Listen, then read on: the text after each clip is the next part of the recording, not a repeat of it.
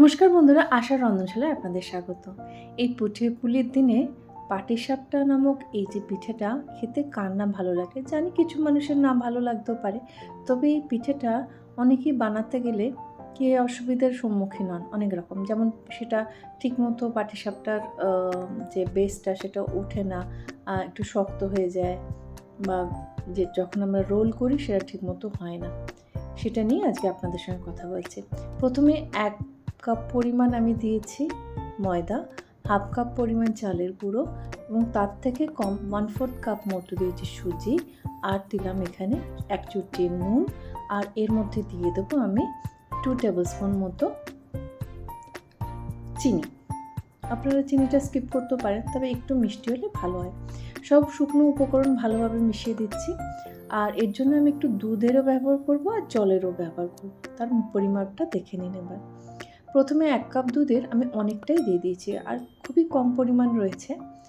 আরও তো লাগবে ব্যাটারটা বানাতে গেলে, তো এই পুরো 1 কাপ দুধটাই দিয়ে দিলাম।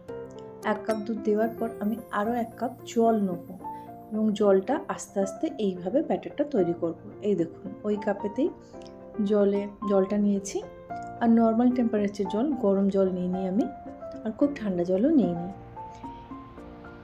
কাপের প্রায় 1 কাপ দুধ আর 1 কাপ জল লেগেছে। তারপরে দেখুন ব্যাটারটা এরম তৈরি হয়েছে। এবার ব্যাটারটা যেহেতু সুজি দেওয়া আছে, সুজিগুলো যাতে ফুলে যায় তার জন্য আমি ঢাকা দিয়ে 10 থেকে 20 মিনিট রেখে দিয়েছিলাম। অন্যদিকেই পাটিসাপটার পুর বা এর স্টাফিংটা আমি রেডি করে নিচ্ছি। এখানে আমি একটা গোটা নারকেল কুড়ে নিয়েছি, আর এর মধ্যে আমি দিয়ে দিচ্ছি গুড় 200 গ্রাম পরিমাণ।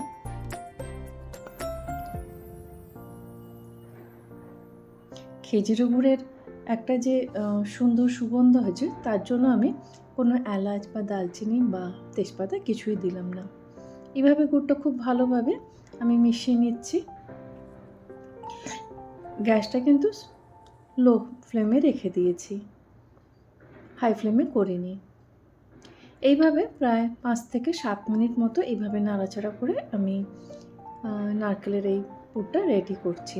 আর একটু আমি দিয়ে দিচ্ছি এর মধ্যে 100 গ্রাম পরিমাণ খোয়া ক্ষীর। এটা আমি বাড়িতে বানিয়েছি, একদিন আপনাদের সঙ্গে শেয়ার করব কীভাবে খোয়া বানানো যায় খুব সহজে। খোয়াটা খুব ভালোভাবে আমি মিশিয়ে নিচ্ছি। পুর বানাতে খুব থেকে 7 থেকে 8 মিনিট সময় লাগে।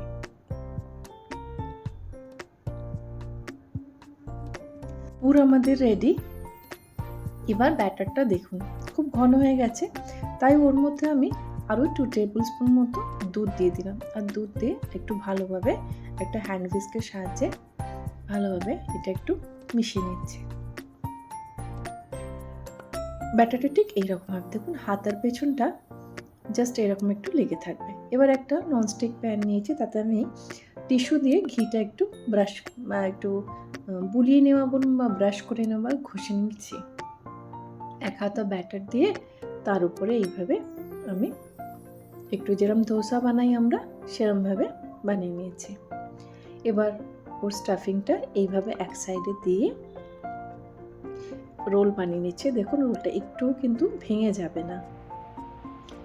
পাটিসাপটার যে এই বেসটা, এটা বানানোর একটাই মেন ইয়ে হচ্ছে যে এর যে শুকনো উপকরণগুলো আমরা দিচ্ছি তার একটা মাপ, সেই মাপটা যদি ঠিক মতো হয় তাহলে পাটিসাপটা বানাতে গেলে ভেঙে যাবে না, নরমও হবে, আর সুন্দরভাবে তাওয়া থেকে বা ফ্রাইং প্যান থেকে উঠে আসবে। এই দেখুন একটুও ভাঙেনি আর নরমও হয়েছে।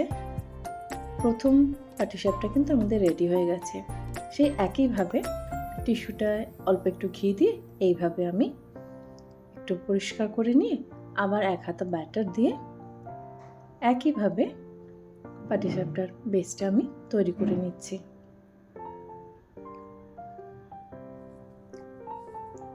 পাটিসাপটা নরম হলে আর একদম তাওয়া থেকে উঠে গেলে খুবই ভালো লাগে, তাই না? ব্যাসটা কিভাবে বানাচ্ছি সেই জন্য আমি আরেকবার আপনাদের সঙ্গে দেখিয়ে দিলাম।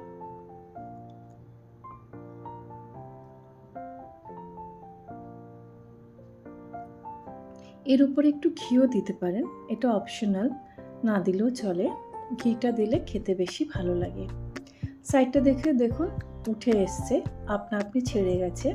এবার এইভাবে পুরটা এরম সাইডে দিয়ে রোলটা বানিয়ে নিলেই পাটিসাপটা রেডি। আশা করছি এর পরিমাপটা আপনারা বুঝতে পেরেছেন, আর বানিয়ে বাড়িতে খাবেন, আর কেমন লাগলো সেটাও আমার সঙ্গে শেয়ার করবেন। বানানো কিন্তু খুবই সোজা, শুধু একটু ভালোভাবে এর যে সঠিক পরিমাপটা সেটা যদি একটু ঠিক মতো দেওয়া যায় তাহলে কিন্তু পাটিসাপটা একদম পারফেক্ট বানানো যাবে। আশা করছি আমার এই পাটিসাপটার রেসিপিটা আপনাদের ভালো লেগেছে। ভালো লাগলে বানাবেন, বানিয়ে বাড়িতে খাবেন, আর আমার সঙ্গে কমেন্ট করে শেয়ার করবেন। আর ভালো লাগলে আমার চ্যানেলটা সাবস্ক্রাইব করে দেবেন, লাইক করবেন, শেয়ার করবেন। আশা করছি এই পৌষ পার্বণে এইভাবে পাটিসাপটা বানিয়ে বাড়ির লোকেদের প্রশংসা তো পাবেনই, তার সাথেও মনটাও আপনাদের ভরে যাবে।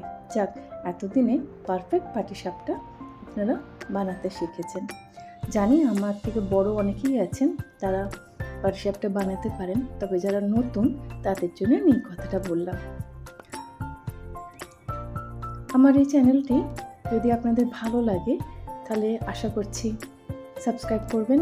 ভালো থাকবেন, সুস্থ থাকবেন। ধন্যবাদ।